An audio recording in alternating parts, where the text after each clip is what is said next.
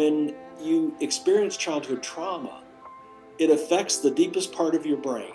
It changes the pathology of your brain development and your biology. So these things will pop up in later life, years later, decades later, unannounced. We're taught to be cautious, to watch for danger, but this is a danger you cannot watch for. I'm so glad you're joining me for the Glory Hour, where spirit meets culture. And, as always, we are streaming on YouTube and Spotify. So I just want to say a big thank you to all of you who've been part of this journey. And today is a really special episode, one that is near and dear to my heart because I am a personal survivor of this.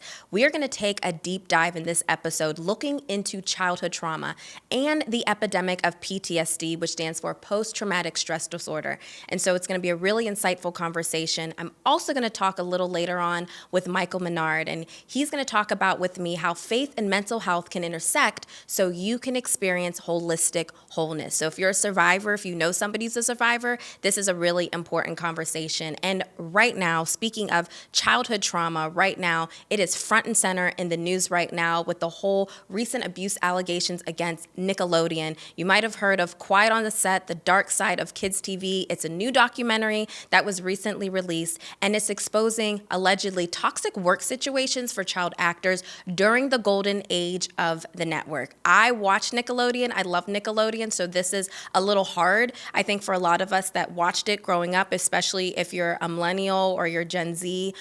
This is a little tough to watch and tough to hear, but we see all these things happening in Hollywood, which is not a big surprise, but I think it's really important that these things are exposed and talked about.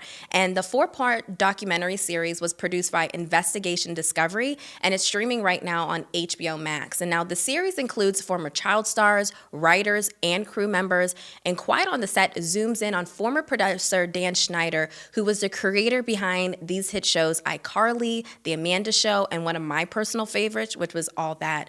And former Nickelodeon star Drake Bell broke his silence and revealed he was a victim of sexual assaults at the hands of a former voice instructor named Brian Peck. Now, the 37-year-old came forward for the first time, and this is a bit of what he shared, and I just want to warn you that it is sensitive for younger viewers, and what he says is slightly graphic in nature, but I think as him coming forward to share his story and what his experience is really powerful and really brave as a survivor.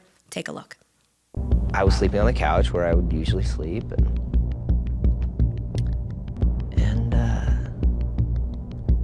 I woke up to him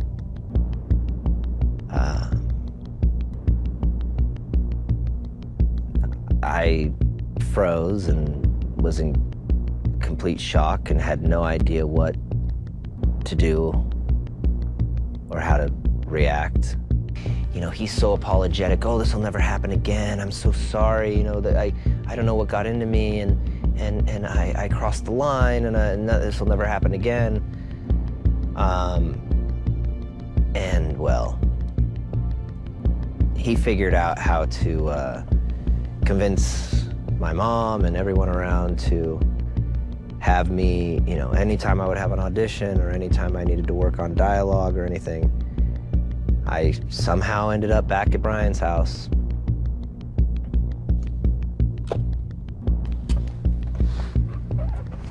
I don't know how else to put it.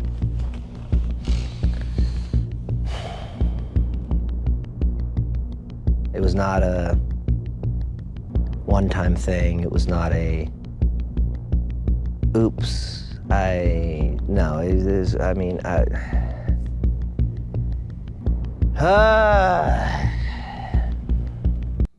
can just feel that right with him, with Drake Bell, just that moment of frustration, the moment of release, of publicly sharing your story for the first time. And I think it is so brave of him and admirable of him, and maybe like you and I watched it, saw his sharing his testimony on TikTok, and I know his story of what he experienced has gone viral, and I think it's just a moment for all of us.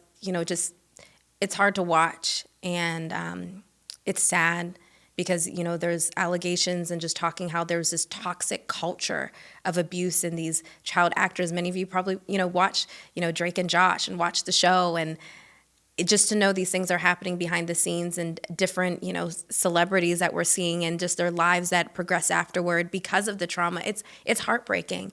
And here's a little background information. So, like I mentioned earlier before we reviewed that clip, that he's talking about abuse by Brian Peck. In 2004, Brian Peck pleaded no contest to sexual assault charges against a minor, and Drake Bell shocked everyone when he came forward and is the one who accused Peck. So this whole case, there was years ago that there was talk about it, but there was, in the court case, it labeled there was a child actor. And so this is the first time that Drake Bell is saying, that was me.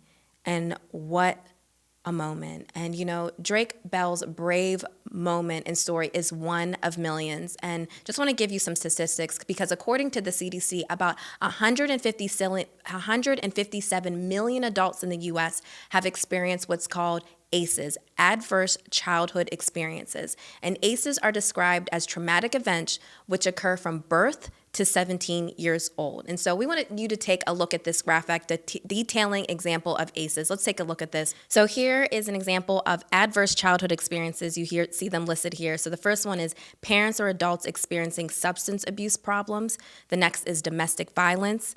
Then there's also parent with a mental health condition. Another ACE example is being a victim of abuse, physical, sexual, and or emotional, being a victim of neglect, physical or emotional, and having a member of a household in prison. So you're maybe looking at that right now saying, that's a lot that speaks to me. That can be really heavy. And there's a whole other, more list of just different things when it comes to ACEs. And so we want to take a look at just painting a broad picture of how many people this affected, because as going through that list, you probably are saying one of them applies to me. So here's a graphic we want to show you that, take a look at this, that 64% of adults have at least one adverse childhood experience before 18. And 1 in 6 adults have had 4 or more types of ACEs. That is staggering. Just let that sink in for a minute. Maybe this is slightly triggering to you because you didn't realize maybe you had some of these childhood trauma, certain things that you didn't know you fit into this category. Now, we want to take a look at the long-lasting effects of adverse childhood experiences. Listen to this. So when you have ACEs, 1, 2, 3, maybe all of them, this is what can happen: is increased susceptibility to sexually transmitted infections, teen pregnancy, pregnancy complications, sex trafficking. And here's one that really breaks my heart, is the chronic diseases. Because of the trauma, it causes cancer, can cause cancer, diabetes, heart disease, and even lead to suicide. The first time that I heard about ACEs, these adverse childhood experiences, was actually with my best friend. I call her my glory sister, Rebecca, and she was telling me about it, and we were going through the list and just realizing how many we had on that list. And I think it's a sobering moment. I think it's eye-opening, and it can be hard to digest, to realize man, these things happened to me in my childhood, but then because of that, all these different long-lasting effects, these different impacts can show up in our lives later, and it's heartbreaking and it's sad. And I just want to reach out to you right now, as you're watching on your phone, maybe you're tuning in, listening to us from YouTube or Spotify, or later with the program on television, is that we just want to let you know that we're here for you. We just want to let you know that you are not alone in this. And if you're having a moment right now and you just need prayer, that you're walking through things, you're dealing with things, give us a call at 888-665-4483, because we have prayer partners here that are connected to Cornerstone Television Network. They're available 24/7. We love to pray with you. We love to connect with you.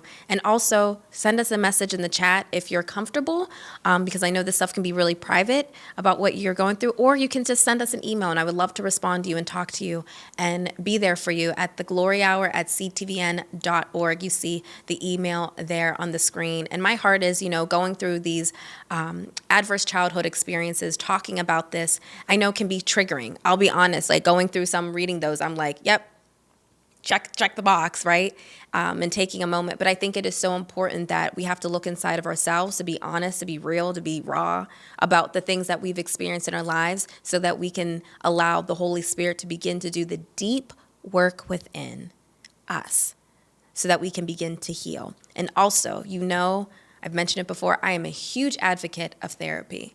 that it is so important to get the help necessary. Some of these things that you've walked through, maybe you had a parent that's incarcerated, maybe you had a parent you lost early, or sexual abuse and neglect, whatever it may be, no one is immune from this, that you do need help and you do need the care and you do deserve the attention that's needed.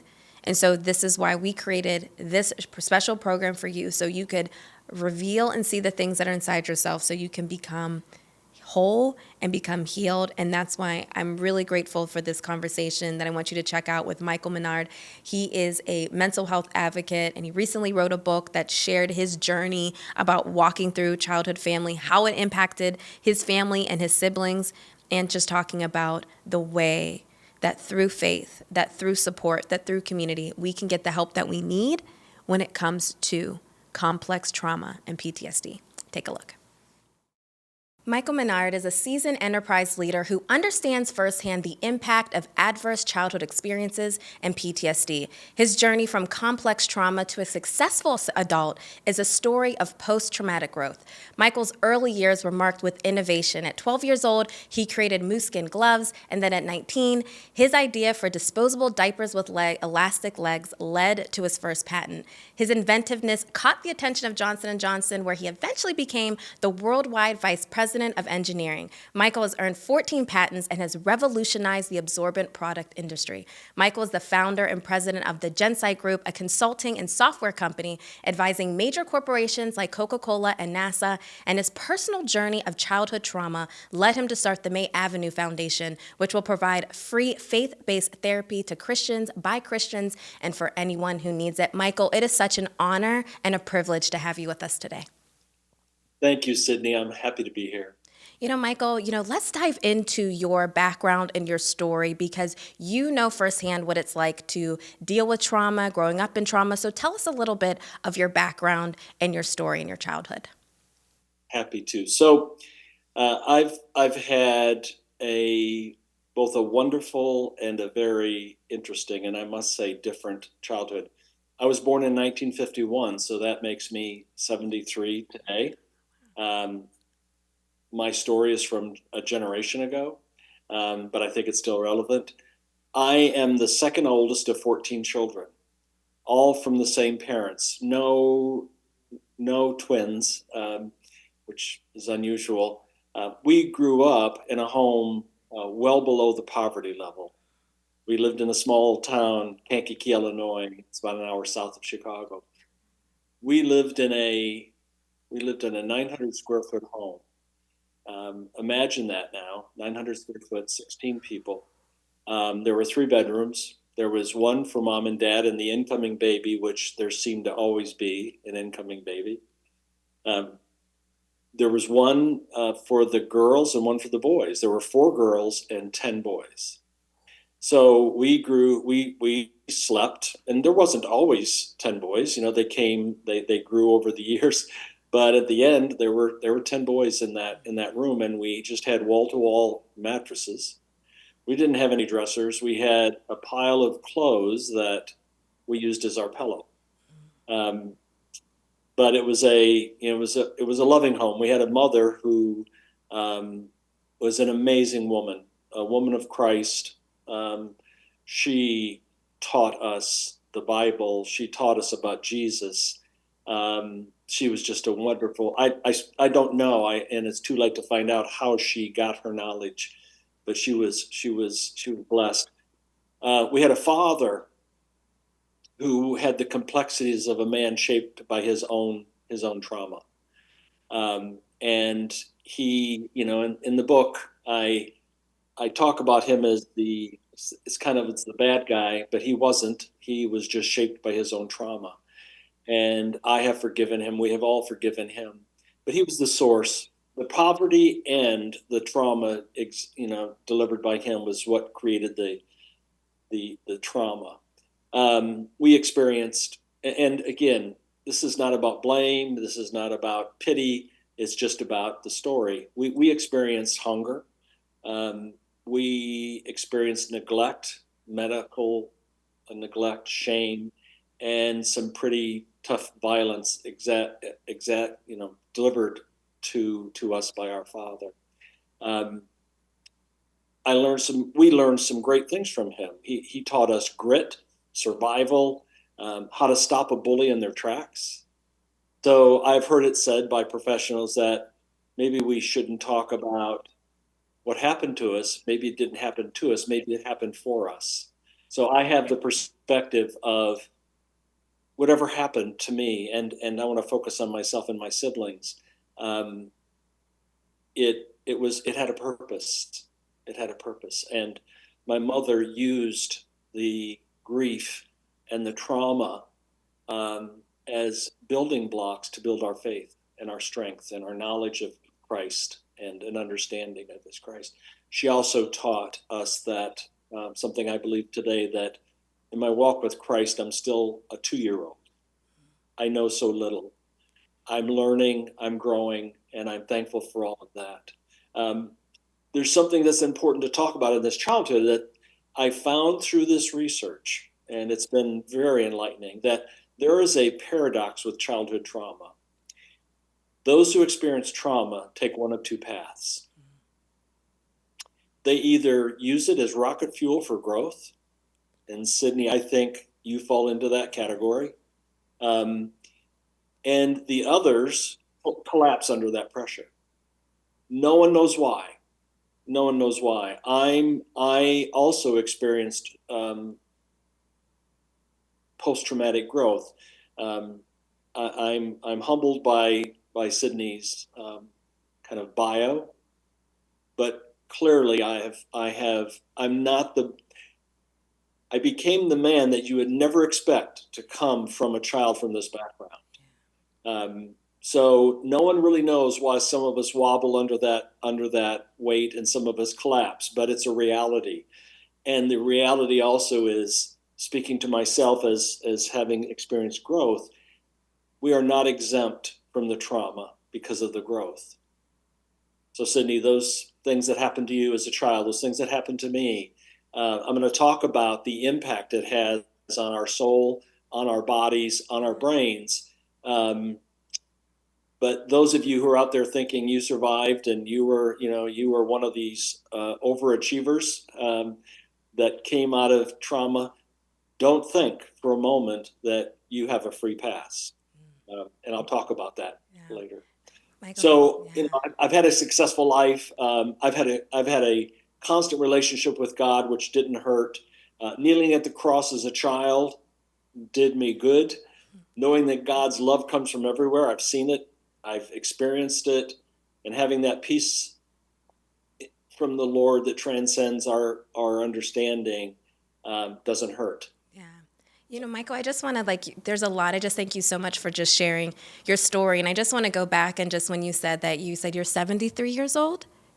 Yes. Wow. I was like, you look incredible. And I think one thing of your generation is that I think when it comes to talking about things that happened in the past or trauma and certain things, there was a lot of silence. There was a lot of things that weren't said. So I just want to applaud you for your bravery and for your courage to say, these are the things that happened in my household, because I know in the generation, your generation that you come from, that it's sort of let's not talk about these things. Just let's be, we have that grit and we have that resiliency. But I love what even you're talking about is that when we are very successful and we come out of that place of pain, we do have to still do that deep internal work, right? It's like walking alongside with Jesus, but we also need therapy and need these different tools as well so that we can heal. And so, Michael, I just want to say, hear your take, because you said something very interesting. There's two different paths, right? When we go through trauma, and some take one way or the other. So how did you see that even in your own personal life? We know that you've taken a road where it's very successful, but did you see even among your siblings that just went maybe a different direction? Because I think a lot of people can understand that coming from really broken homes and families. Yes, we can all use this family of 14 children as kind of a case study that's representative of the world. And a couple things to know is that we pretty much had the same environment. I do recall that my father was tougher on weaker boys. I don't know if he was trying to make them men or not, but that was the only difference. So I also want to share that I have never thought about me growing up in childhood trauma until I decided to write this book. And I started to write the book just as a great read about some cool people and how we have achieved such greatness coming from nothing, and wanted to find the reason why. So I got a panel of psychiatrists, all Christian, psychiatrists and psychologists, to help me unpack this and to help understand what happened. And I was proud of the stories. And as I told the stories to this panel, they were just sad. And they said, Michael, this isn't fun. This is nothing, yeah, be proud of your survival. But this was complex childhood trauma at the highest level. So you need treatment. And I said, well, excuse me, maybe I do, but I don't think I do. But I know that when I think about the 14, it's a spectrum of overachievers, which may be a part of an addiction in itself, right? I've been very successful, and I'm very thankful to the Lord for everything that I have. But part of that is trying to make sure I never run out of what I have. And it's kind of a joke, but I still order the large pizza when I don't need the large pizza. It makes me feel better. Yeah. And my wife has even stopped telling me, don't buy the big pizza. You're not going to eat it.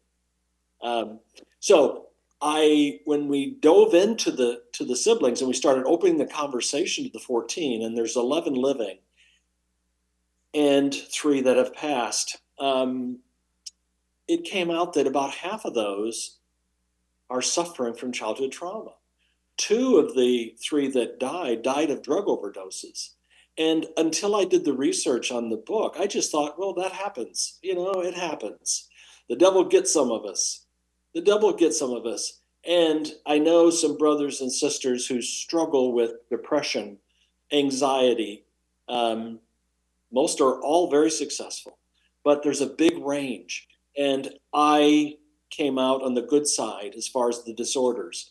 But I have brothers and sisters who suffer from depression, anxiety, obesity, high blood pressure, cardiac disease. And those are absolutely symptoms of people who grew up in childhood trauma.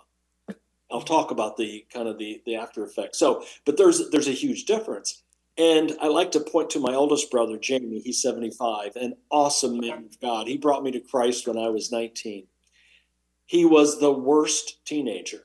You can read about it in the book. There's stories you just won't believe how brutal he was, taught by our father to be that brutal. But he came to Christ when he was 20 and married a woman of God, and he just changed his life and our lives. So he brought us to Christ, and he is still our spiritual leader. Jamie tells me he told me a couple months ago, after I'm sharing all this research of what the psychiatrists are saying, that he'd been suffering from anxiety for about 20 years, sleepless nights, nightmares. And he sought a Christian counselor who specializes in childhood trauma. And he experienced EMDR treatment, which is a type of treatment for childhood trauma. And in 7 sessions, his anxiety was gone. Mm.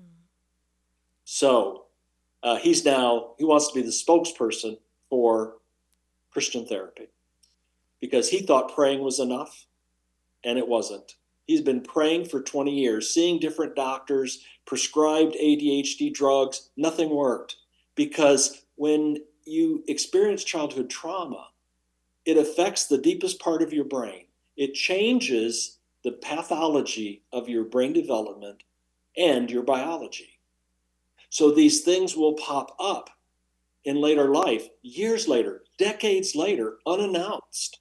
We're taught to be cautious, to watch for danger, but this is a danger you cannot watch for. But when it hits, we have to let people know why it's hitting and what the remedy is. So the paradox in my family, and I think it's across the world, it is real. And I skated by. I suffer from very minor trauma, and I have achieved healing from it. but some of my siblings have not. And now they're on a journey of healing. And everyone I talk to, it just blows my mind that I have not talked to one person yet about the book and about my life who doesn't have a very similar story. Sydney, just like yourself. Yeah. We think we're alone. We are not. And when it's right, I'd like to talk about the prevalence of this disease in our world and in our country. But I'll let you guide me on your questions. Oh, yeah, no, I love this, like, Michael, just like you're transparent, even with your family, because I think when you're painting the picture, everyone, I think, can relate and say, like, sometimes we all experience the same trauma, but it affected a sibling or affected a family member differently. And just hearing that, what your brother went through and just even through therapy and what it does for him, because I can wholeheartedly agree for myself is so I have, I'm a survivor of sexual childhood trauma. And when I went to therapy being adult, because it does pop up at different places in our lives that we don't even realize that trauma is trapped in our bodies. Like our body keeps score. So it's so important that we get the help that we need. And, thank God for Jesus and he is our healer. And thank God for clinicians. Thank God for therapists that are willing to do the deep work, to do different therapy methods. I know, like, one that you mentioned, EMDR, and there's all different kinds of cognitive therapy techniques that can be used to help stabilize the spirit, restabilize the body and our mind, so that we can function in wholeness. And so, yeah, let's go into, Michael, talking about this silent epidemic that no one's really talking about when it comes to childhood trauma, and I know it's really big on your heart, and that is PTSD. Yes. Let's talk about it. So let me first of all, I'm in the field of mental health and in abuse and trauma. I'm a novice. I'm an amateur. I don't want to put myself out as being an expert. I'm learning, but I know one thing for sure: it's huge, based on research, based on science. It's huge. It's affecting 1 billion people in the in the world today. So let me just define what childhood trauma is, because you've talked about your specific, I've talked about my specific. But childhood trauma is an event, and the CDC has started talking about childhood trauma, and they call trauma an ACE. An ACE is an adverse childhood trauma. This is how the CDC talks about it. And ACE, or childhood trauma, falls into these following categories or definitions. First, it's from neglect. So people talk about what happened to you. Well, we also need to talk about what didn't happen to you. Not enough food, clothing, security, medical attention. Neglect is just as severe as physical abuse. And then moving on to abuse, there's physical, which is, beating, any type of physical harm. There's sexual abuse, as you experienced, and there's mental abuse. And mental abuse is shaming, criticism, living in an environment with parents fighting and bickering, which, by the way, is 1 out of 3 families in America today. Being raised in a home with addictions, alcoholism, or mental illness. Being from a fatherless home. Listen to this statistic: 20 million children today in the United States were born into and live in fatherless homes, which is its own severe trauma. And finally, being a victim of divorce or separation. Those are the categories. And if you've experienced one of those, then you've experienced childhood trauma. If you've experienced 4 or more of those, you are a victim of complex or chronic childhood trauma. And those are the most serious sufferers. So getting to what happens, well, what happens is everything changes in your brain. Like you've said, you talked about the body keeps score. Yeah, absolutely.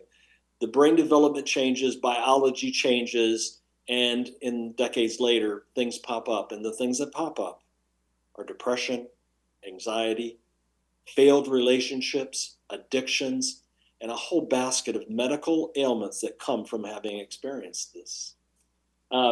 So that is what it is. But let's talk about how many are affected.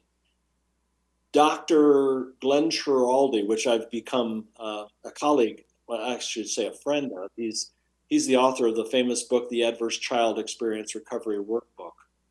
I consider him the authority in the world today on childhood trauma. He says ACEs, childhood trauma, may well be called the #1 unaddressed public health concern because of the devastation they leave in their wake. You just let that sink in. The #1 public health, we don't even talk about it. We don't even know about it. The CDC reports that in the United States alone, there are 150 million adults suffering today from childhood trauma. That's 62%. So you get in a room, 6 out of 10 people are affected and suffering from this. Of those 150 million people in the United States, 44 million have experienced complex childhood trauma. Those 44 will die 20 years too soon. My 2 brothers died 40 years too soon. 41% of all depression in the United States is caused by childhood trauma. 16 million children in the US alone are experiencing childhood trauma daily as we speak. The World Health Organization says there are over 1 billion people suffering from suffering from childhood trauma. Now, what should we do? Life goes on? No, it can't go on. I asked another expert in the world of childhood trauma, how did this happen? How did society evolve to where we have 60% of our adults walking around crippled from childhood trauma? How can we allow 16 million children in the United States being abused without doing something, without standing up and screaming about it?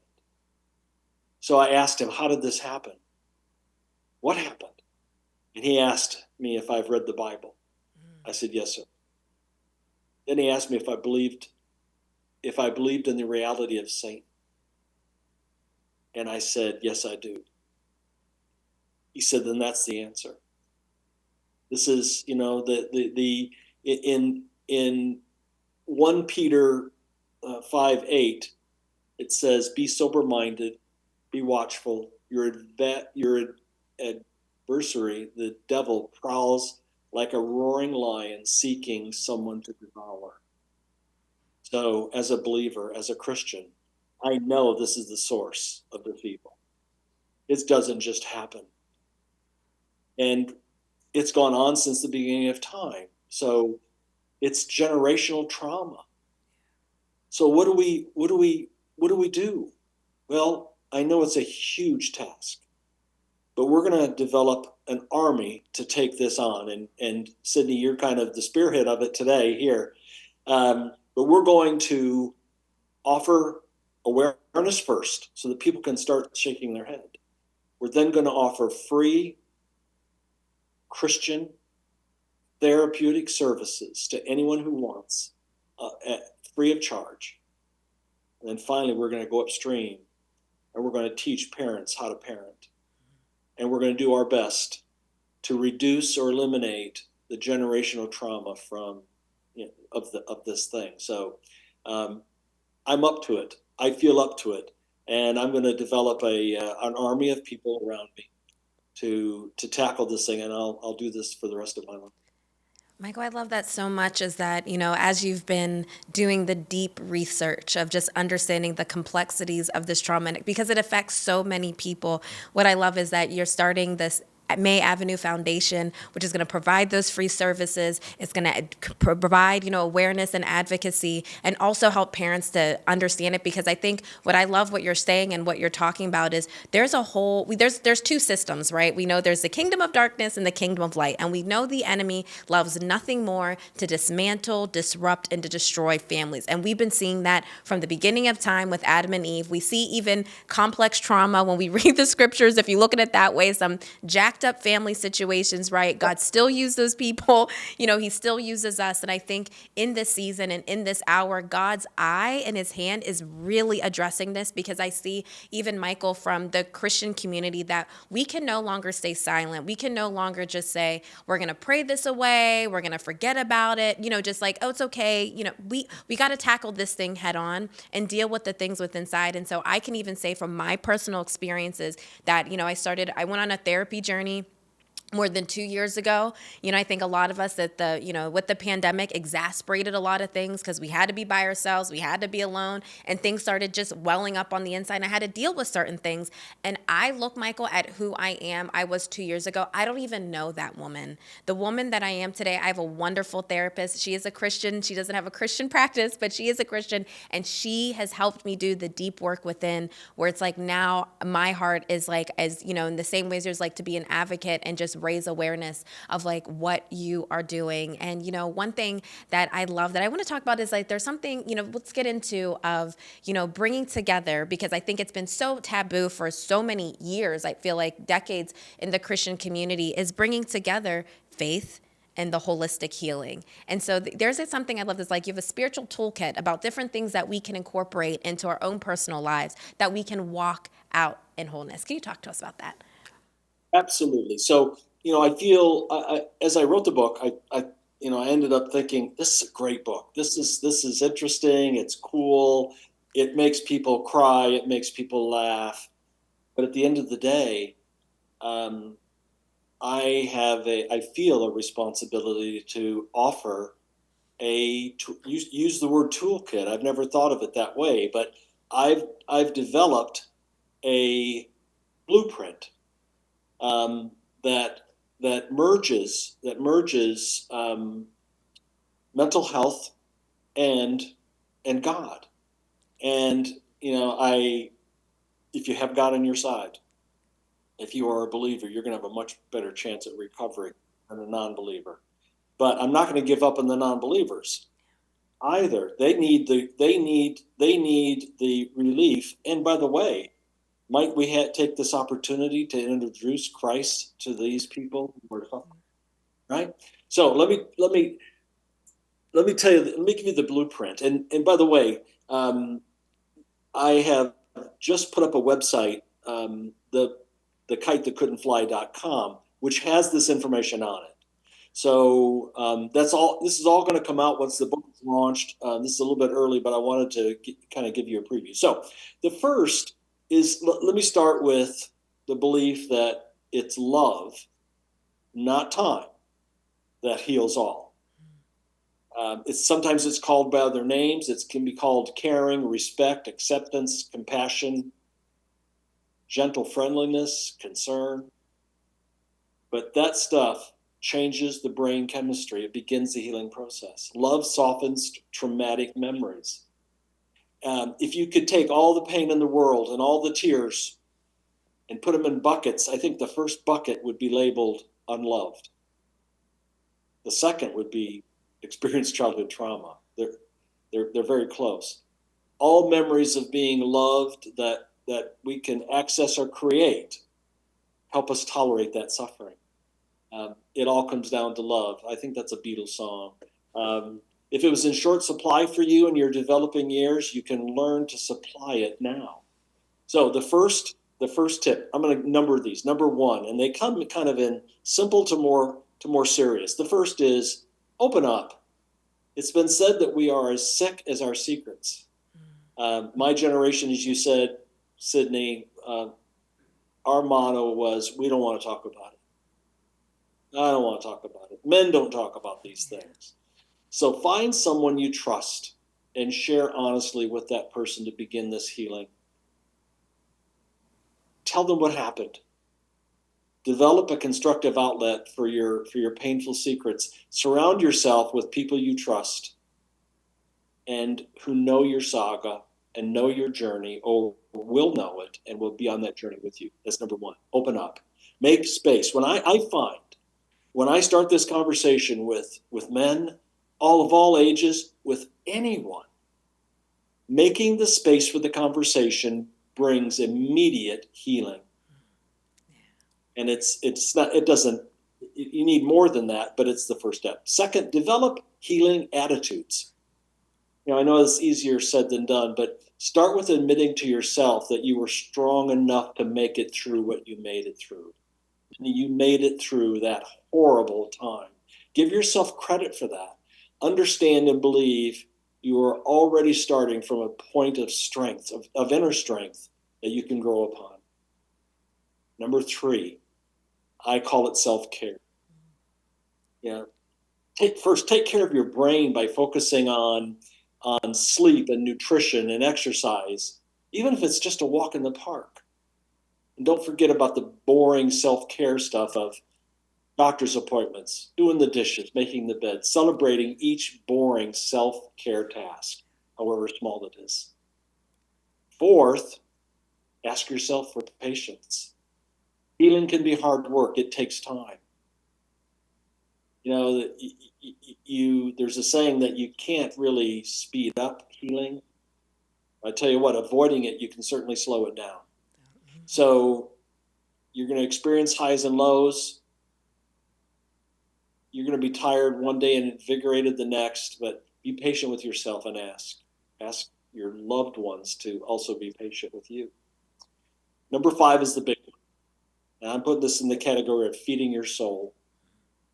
Hundreds of studies find a positive correlation between spirituality and well-being. Among adults, those having a belief in and a relationship with God showed better outcomes on healing and on measures of self-esteem, hopelessness, substance abuse. Let me define spirituality. It may be self-evident, but let me take you through that. First, know that you are loved. Know that God loves you deeply. Jeremiah 31:3. I have loved you with an everlasting love. Know that.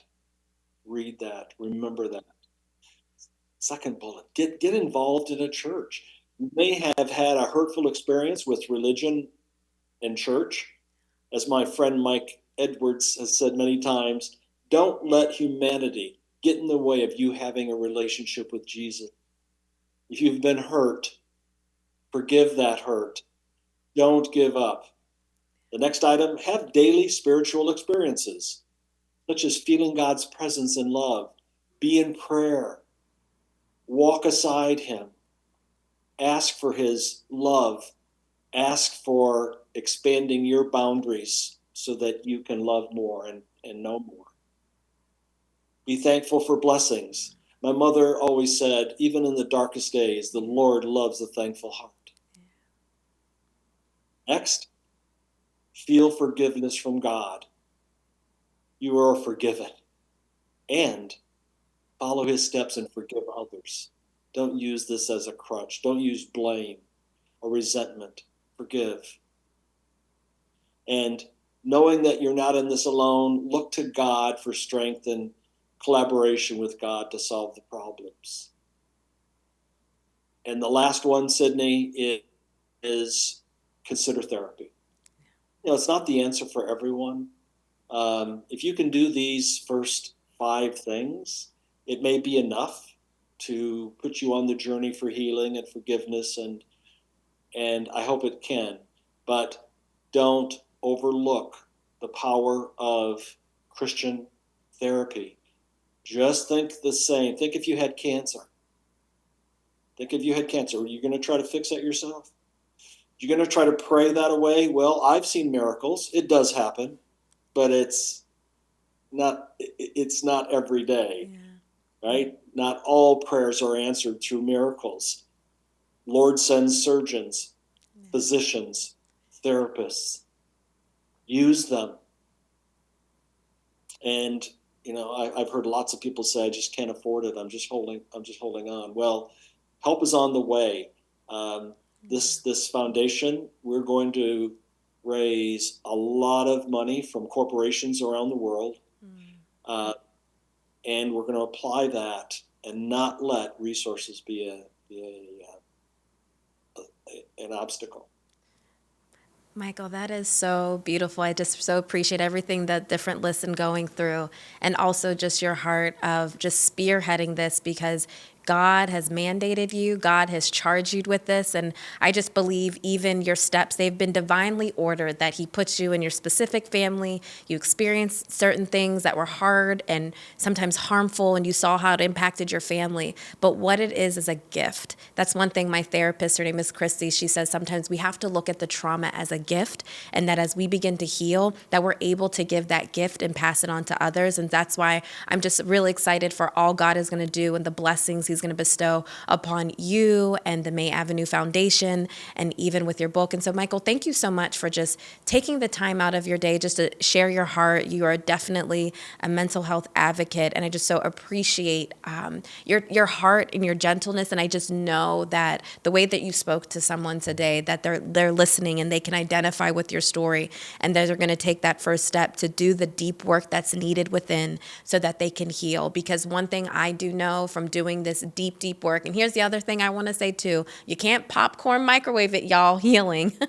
It allow God to seriously, I think we're like, oh, if I go to this and it'll be done. It's like, no, everybody's journey is different. Be gentle with yourself, love on yourself. Even Michael, you were sharing about washing the dishes or different things. That's part of my self-care routine. Just those simple little things that have helped me to get better. So I am the woman that I am today, and Michael is the man that he is today. And that is why we have the glory hours, so we can just sprinkle seeds of hope, sprinkle seeds of love, sprinkle seeds of peace and joy, and just knowing that you are not alone. And in this moment, I just really feel like God is saying is that if you have dealt with any adverse childhood experiences, those are the ACEs that Michael was like talking about and we were sharing about on this episode. If you have dealt with PTSD or any complex trauma, we just want to let you know that we also have a 24/7 prayer line that through Cornerstone Television Network that you can give us a call at any time at 888-665-4483. The number is right there on your screen.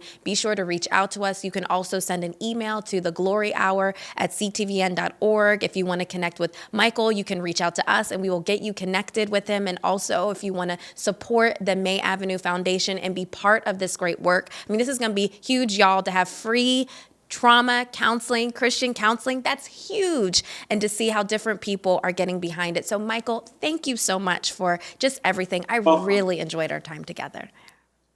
It's been a pleasure. Thank you. I love my conversation with Michael and just how he feels compelled in his heart to do something, to be a solution for those of us who have endured, who have walked through the trauma, the devastation, the pain, the turmoil, the agony of walking through complex trauma, PTSD. Maybe it's for you, it might have been neglect at your home. Maybe it's emotional, physical, sexual abuse. Maybe you lost someone at a young age. Whatever it may have been for you with the childhood trauma, my heart is that you would know that there is help.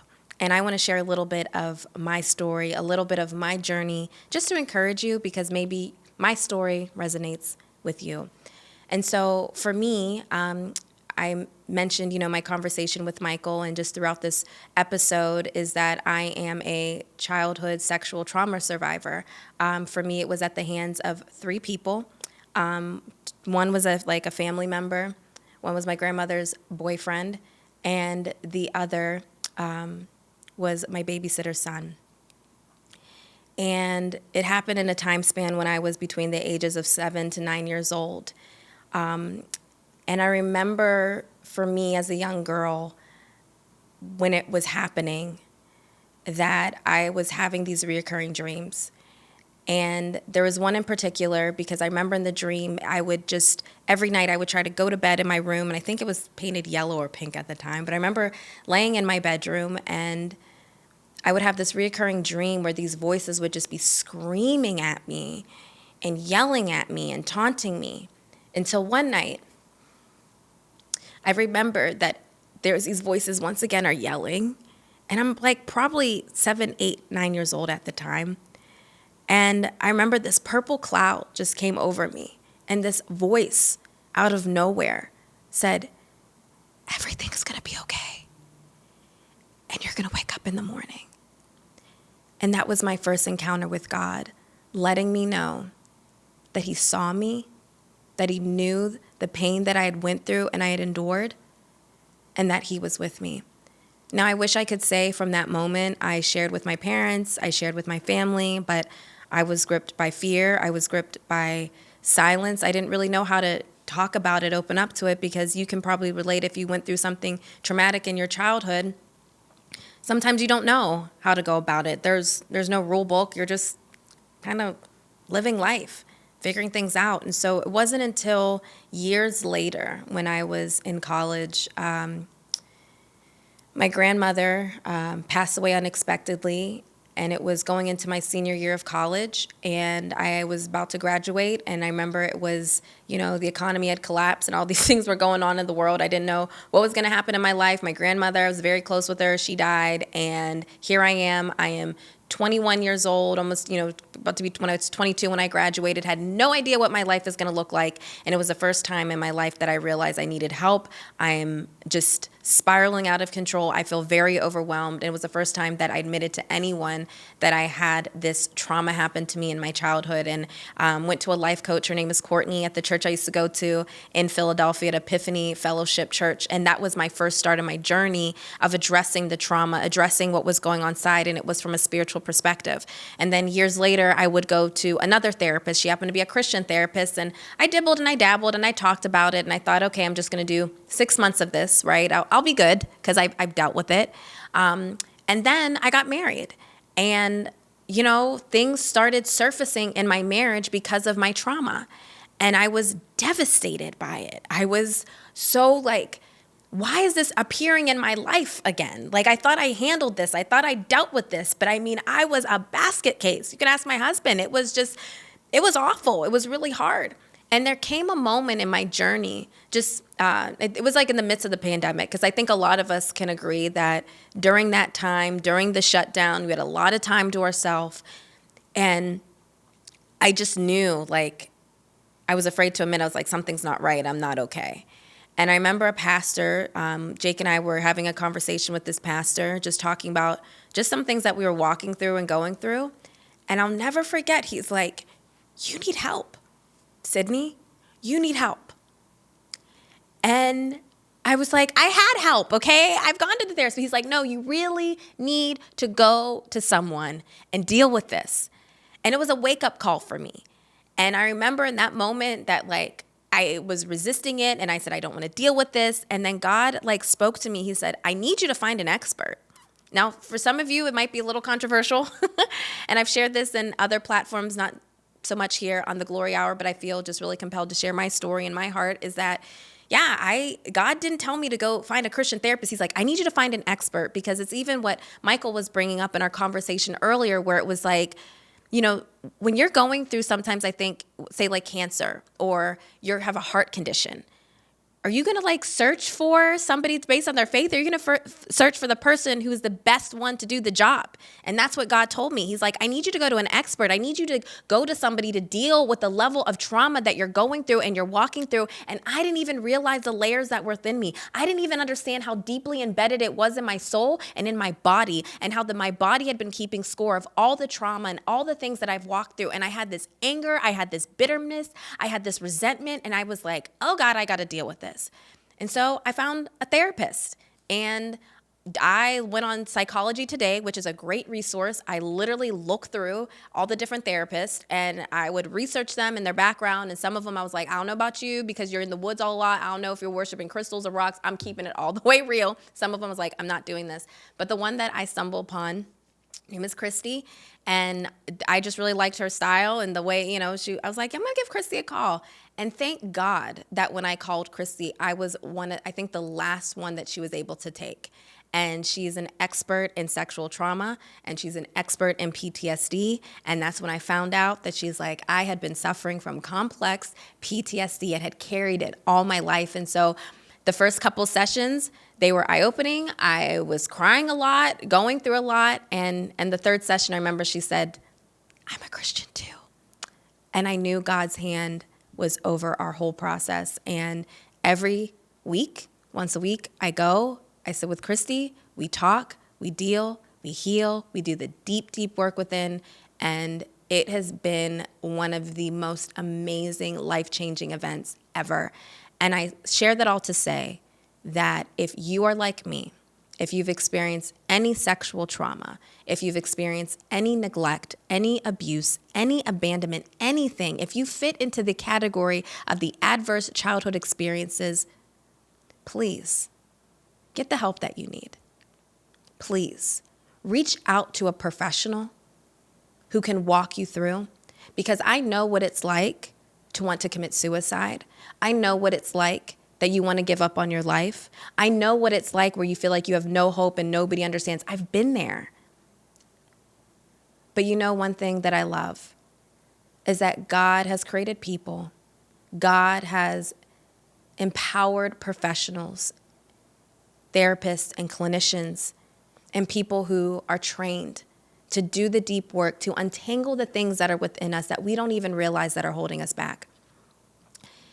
And that is my biggest thing today. If you're watching this, and if this was just for you, then it's all worth it. Because I want anyone who's walked through what I've walked through to get the help that they need. Because can I tell you, I don't even know the woman I was 2 years ago.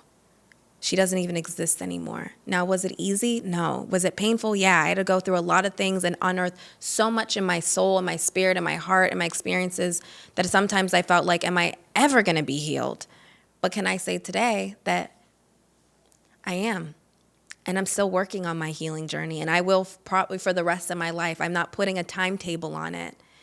And so the one thing I want to share with you is that in the midst of my journey of walking through my trauma, of dealing with PTSD, of unraveling the demons that were inside of me, I went through deliverance. I went through a whole lot, y'all, that Jesus revealed a very special part of himself to me. You know, a lot of times we talk about peace. We talk about this, we want inner peace. We say, I need to have the peace. I need to be in peace. And I remember when I was driving, I don't even know if I think I was going to the grocery store, but on my Spotify, on my playlist, that this song by Anna Golden came on, and it was about peace. And I just lost it listening to it. And the thing that in that moment that God revealed to me is peace is a person. And that peace, his name is Jesus. You know, in Hebrew, the word for peace is shalom. It means nothing damaged, nothing broken, and nothing missing. But how many of us can truly say that we're walking in the shalom that God is calling us to? And so I want to give you the scripture that as I was producing and putting this together, God immediately spoke this part of the scripture in my spirit and my heart, and I want to leave it with you today. And it comes from John 14:27. It says this: "Peace I live with you, my peace I give to you. Not as the world gives peace, not as the world gives do I give to you. Let not your heart be troubled, neither let it be afraid." God spoke that very thing to me. Let not your heart be troubled, neither let it be afraid. So today, take that step. Maybe it takes just calling one person or speaking to one person. But can I encourage you? Talk to the Prince of Peace today. Give it to him today. Share with him maybe things you've never shared with him before or anyone. And that's how it all started with me. I started sharing with Jesus. I started telling him about my pain because I remembered he was the first one that appeared to me when nobody saw me as a young little girl. He caught every tear, and he's been near by my side. And I also encourage you with this: don't isolate yourself. Don't do this alone. You heal faster and better in community, and that's how God designed it. So if you need any prayer, if you need any support or anything, we're here for you. We are truly here for you, and I don't ever want you to feel alone, because just know that I is one of millions that have walked through trauma, but you know what now? I'm walking in triumph, and that's what I want for you today. Love you all. I'll see you next time on The Glory Hour.